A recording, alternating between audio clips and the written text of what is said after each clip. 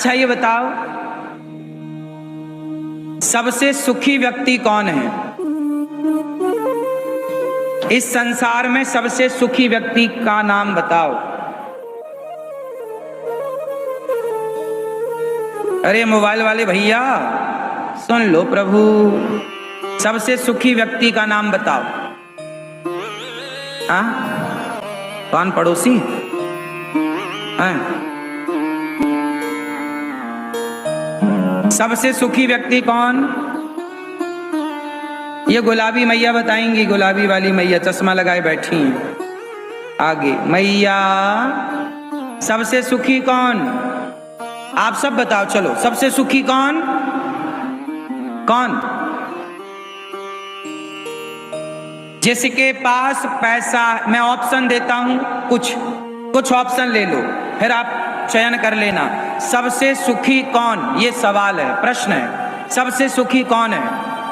पैसे वाला, जिसके पास बहुत पैसा है वो, या जिसके पास संतोष है वो, या जिसके पास बड़ा कारोबार है वो, या जिसके पास बड़ा परिवार है वो? 4 ऑप्शन है। सबसे सुखी कौन? आप में से कितनों के पास ये संतोष का धन है? यदि आप संतुष्ट हैं तो आप सुखी हैं, और यदि आप संतुष्ट नहीं हैं तो आप करोड़ों कमा लो, संतोष नहीं है तो करोड़ों के बाद भी आप परेशान हैं। जीवन में क्या चाहिए? 100 साल का तो जीवन मिला है आपको। कितने साल का मिला है? 100 मिला है, पर 100 भी आजकल कोई पहुंच नहीं पा रहा है। 60, 70, 80 में कहानी खत्म हो रही है। सबसे बड़ा धन है संतोष। जितना है उतने में क्या रखो? संतोष। एक आदमी मेरे पास आया, बोला महाराज जी हमारा पड़ोसी 10,000 के जूते पहनता है। मैंने कहा भाई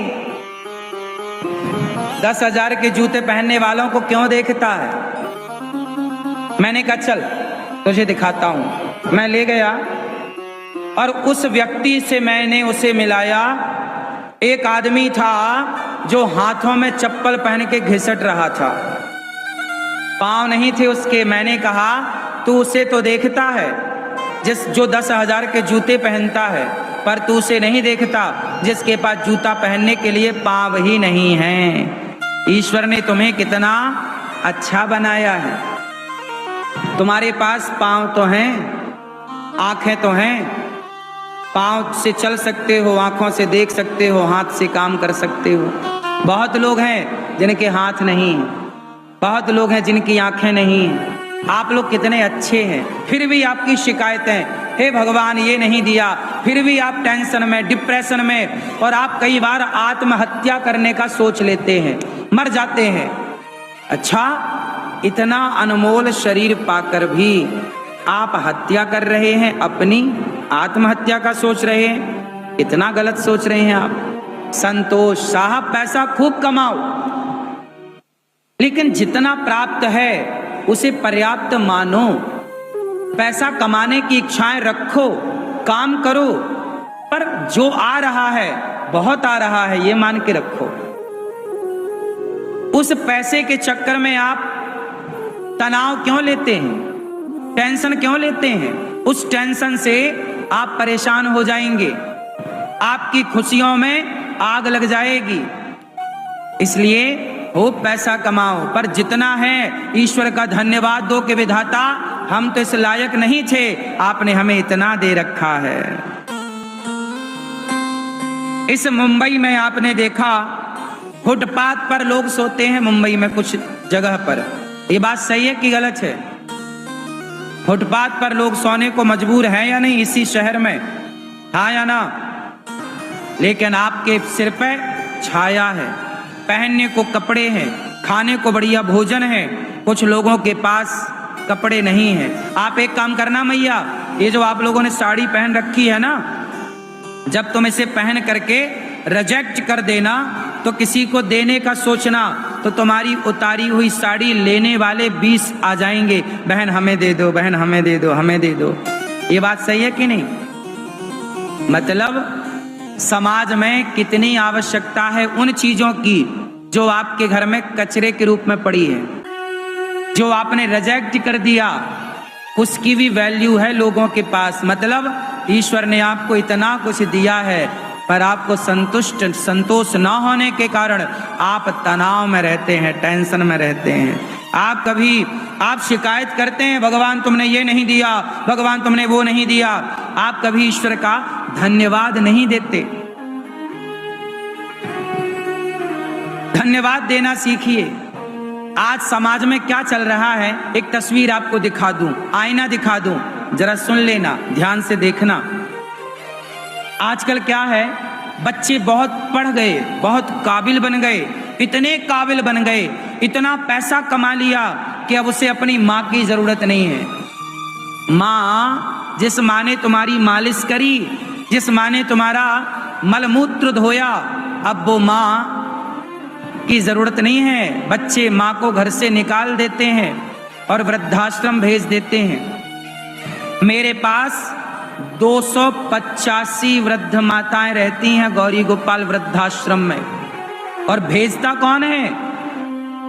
कहीं बेटा, खुद बेटा लेके आ जाता है, महाराज जी मेरी माँ को आप रख लो। मैंने कहा तुम क्यों नहीं रखते? बोले मेरी पत्नी से मेरी माँ की बनती नहीं है। तो मैंने कहा जब पत्नी की माँ से नहीं बनती तो वृद्धाश्रम पत्नी को भेजो, माँ को क्यों भेज रहे हो? माँ को तुम सेवा करो।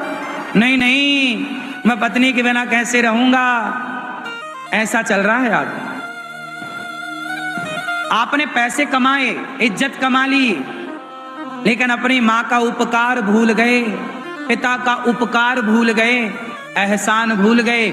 अच्छा ये बताओ, कुत्ते को आप रोटी खवाते हो तो वो पूंछ हिलाता आपकी सेवा करता है कि नहीं? मतलब आपके घर की रखवाली करता है, वफादार होता है कुत्ता, हाँ या ना? कुत्ता गद्दार होता है कि वफादार? जोर से। कुत्ता एक जानवर है, कुत्ता एक जानवर है, लेकिन वो वफादार, जिस मालिक के टुकड़े खाता है, कभी उस मालिक के साथ गद्दारी नहीं करता।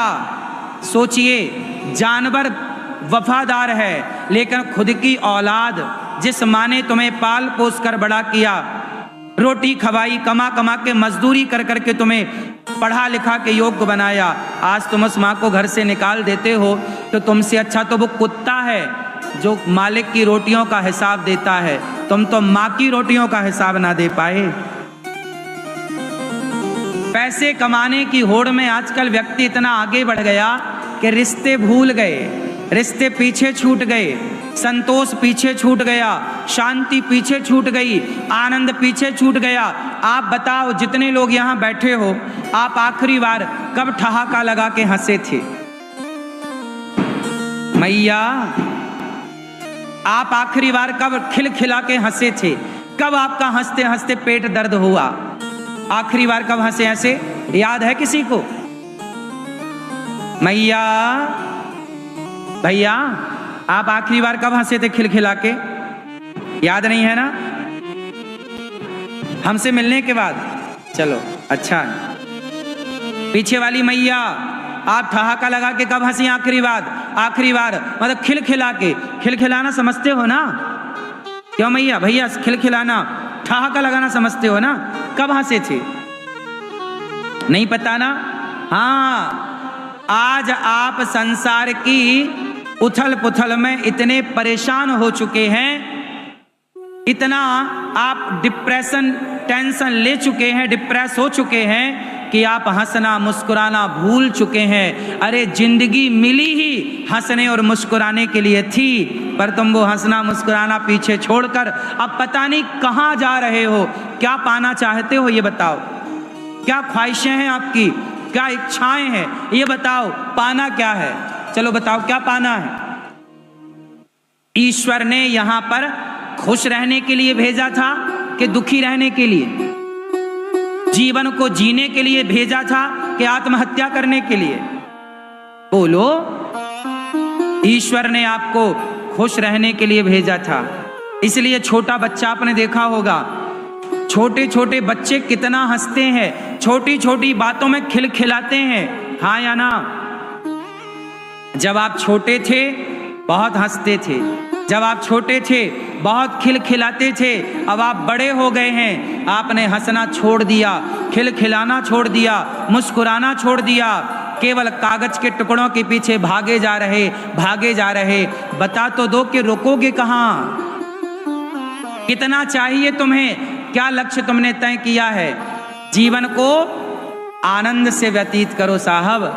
पैसा कमाना बुरा नहीं, मेरी किसी बात का अर्थ ये नहीं है कि आप पैसा मत कमाओ, खूब पैसा कमाना चाहिए। मैं खुद चाहता हूं कि आपके पास खूब सारी दौलत हो, खूब पैसा हो, लेकिन उस पैसे के बाद भी यदि आप प्रसन्न नहीं हैं तो वो दौलत किसी काम की नहीं है। आपकी अच्छा एक बात बताओ, एक तराजू पे एक पलड़े पर आपकी प्रसन्नता को रखा जाए और दूसरे पलड़े में आपकी दौलत को रखा जाए, आप सारी जिंदगी या तो आपको दौलत मिलेगी या तो आपको प्रसन्नता मिलेगी, क्या पसंद करोगे? आप कहते हो महाराज जी आप पैसा किसके लिए कमाते हो? प्रसन्न रहने के लिए, खुश रहने के लिए।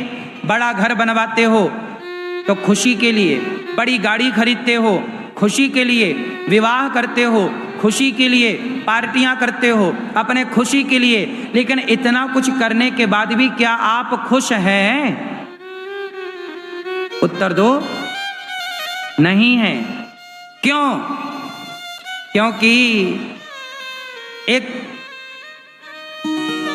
बहुत बड़ा पहलवान था, उसने दौड़ में गोल्ड मेडल पाया, दौड़ता था फास्ट, मिल्खा की तरह, भाग मिल्खा भाग।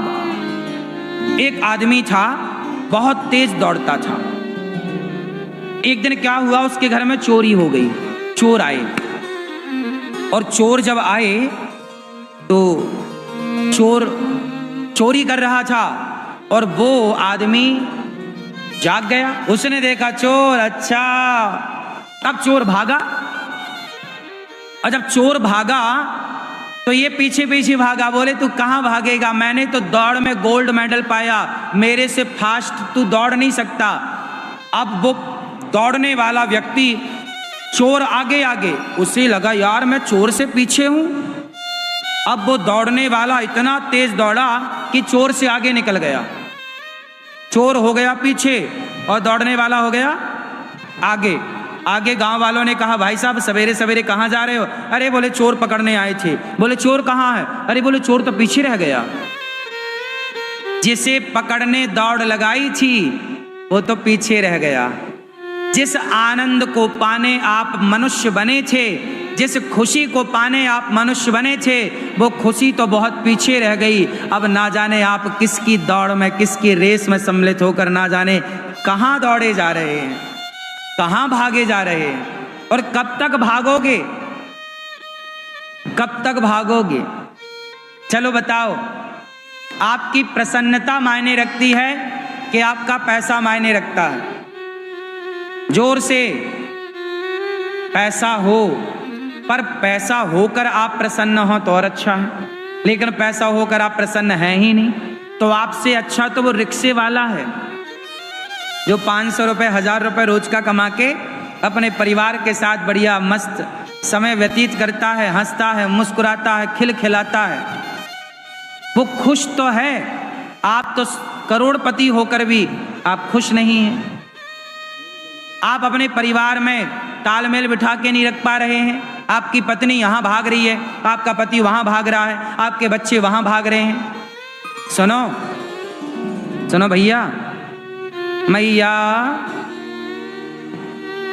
सफलता पूर्वक परिवार को चला लेना अलग है और सफलता पूर्वक व्यापार को चला लेना अलग है। आप सफल व्यापारी हो सकते हैं, आप व्यापार में सफलता पा सकते हैं, लेकिन क्या परिवार में भी सफलता पा सकते हैं? आप लोगों ने के नाम सुना होगा बिल गेट्स का, सुना है? बहुत बड़ा आदमी है बिल गेट्स, कई वर्षों तक पूरी दुनिया का नंबर 1 पैसे वाला रहा, टॉप 10 में पहला नंबर।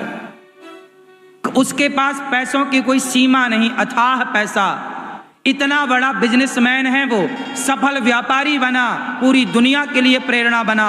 सफल व्यापारी तो बन गया पर सफल गृहस्थी नहीं बन पाया, एक सफल पति ना बन पाया। हाँ या ना?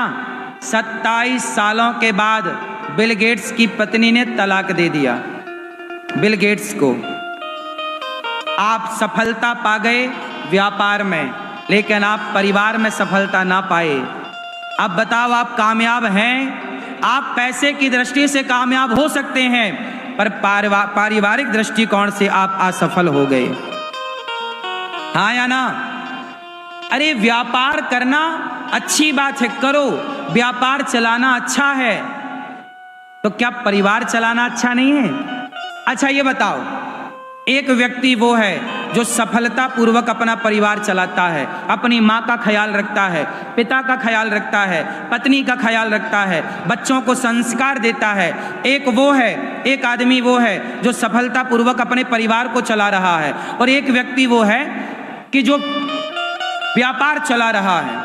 ये परिवार चलाने वाला भी पैसा तो कमा ही रहा है ना, पत्नी पुत्र परिवार की जिम्मेदारियां तो निभा ही रहा है, लेकिन सफलता पूर्वक एक अच्छा पति बन गया, एक अच्छा पुत्र बन पाया, एक अच्छा पिता बन पाया, एक अच्छा पति बन पाया।